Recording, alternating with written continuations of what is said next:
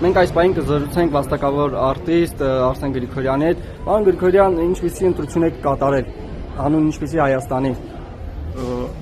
Նախ հանուն հայի ու Հայաստանի, այսինքն ես իմ ընտրությունը հենց դրա համար է, արժանապատվության, ազգային ինքնության եւ մեր պետականության հարատևման, իբրև հայկական պետություն, իբրև ազգային պետություն, հենց դրա համար եմ քվեարկել եւ ես վստահ եմ, որ այս ամեն ինչը փոխվելու է։ Այս մթնոլորտը, որ մարդիկ իրար որոշ մարդիկ այդպես իրար թարս են նայում, հա, հայերեն ասած, այդպես ճակերտավոր, այդ ամեն ինչը փոխվի եւ սիրո եւ բարության մթնոլորտ գտիլի, ընդամենը մի քանի ժամեր են մնացել։ Վստահ եմ հետևեք քարոզարշավի ընթացքում ձեր համար ձեր կարծիքով քաղաքական ուժերը, ովքեր որ հայտ էին ներկայացրել ընտրությունների, հավասար իրենց ծրագրերը ներկայացնելու հնարավորություն ունեցան։ Կարծում եմ, որ ոչ։ Եղան իհարկե նախ ծրագրայինից, բովանդակությունից դեղափոխվեց, բարև ձեզ, դեղափոխվեց ավելի շատ վիրավորանքների եւ իրար դեմ խոսելով եւ մենք գիտենք, ես չեմ ուզում հիմա ասել որտեղից է սկսվել, բայց բոլորը գիտեն, ով սկսեց այդ ամեն ինչը, այդ խոսույթը եւ դրա համար դա էլ է անբարոյականություն, երբ որ ընտրությունների ժամանակ, քարոզարշավի ժամանակ նախ պետք է հավասար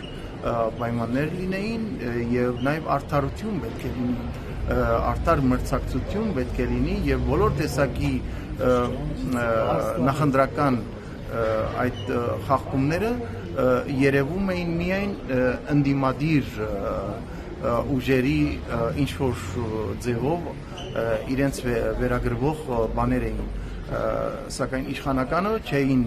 երևում եւ դա բնականաբար անարդարությունը սա վերանալու է։ Պարոն Գրիգորյան, դուք վերջի տարիներին ձեր հանրային գործունեությամբ աչքի եք ընկնում այս իշխանությունների վարած քաղաքականության դեմ արտահայտվելով, թիրախավորվել եք եւ ինչ եք կարծում, եթե ընտրությունների արդյունքում ժողովուրդը որոշի, որ Նիկոլ Փաշինյանը պետք է հեռանա, ձեր կարծիքով նա հանգիստ կհեռանա։ Պետք է հանգիստ հեռանա։ Պետք է հանգիստ հեռանա, որովհետև այդպես է լինելու եւ ես վստահ եմ, որ մեր ժողովուրդը ճիշտ ընտրություն է կատարում հիմա եւ հաղթելու է, կրկին ասեմ, հաղթելու է արժանապատվությունը, հաղթելու է ազգային ինքնությունը, հաղթելու է հայկականությունը։ Մեր պետությունը պետք է պահվի իբրև հայկական պետություն եւ այլընտրանք չկա։ Եվ մեր ազգային եւ պետական իրավունքների տերն են կանգնում մենք եւ բոլոր տեսակի խարդախությունները, բոլոր տեսակի խարդավանքները եւ այն պիտի կանխվեն եւ այսօր շատ լավ հնարավորություն է, որովհետեւ մեր ժողովուրդը իր կամքը արտահայտի։ Եվ վերջում մի բան կուզենայի հարցնել, ինչ կասեք այն քաղաքացիներին, ովքեր անտարբեր են կամ կարծում են, որ իրենց քվեով խնդիրներ չի լուծվում, իշխանությունը չի փոխվում կամ այս մարդկանց ինչ կարող եք ասել։ Այդ մարդիկ ընդամենը մի բան ունեն մտածելու, որ համապետական ընտրություններ ասելով դա վերաբերում է բոլորիս եւ դա ճաշակի կամ հոգնածության կամ անտարբերության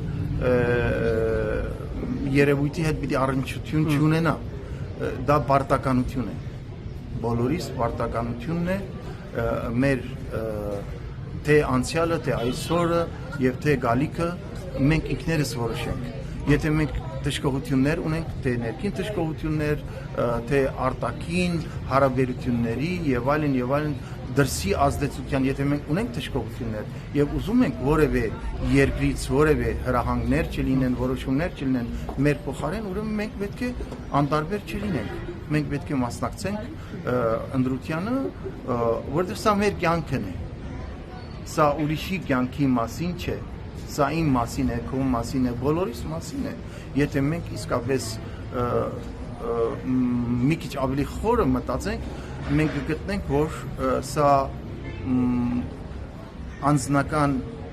իրավունքի խնդիր չէ պաշտպանության, այլ ընդհանրական իրավունքի, ազգային եւ պետական իրավունքի պաշտպանության խնդիր է։ Դրա համար բոլորս պարտավոր ենք, ոչ թե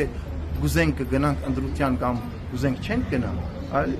պարտավոր ենք բոլորս դեր կանգնենք մեր ձայնին, որը որ կարող է մի ձայնը որոշիչ լինի։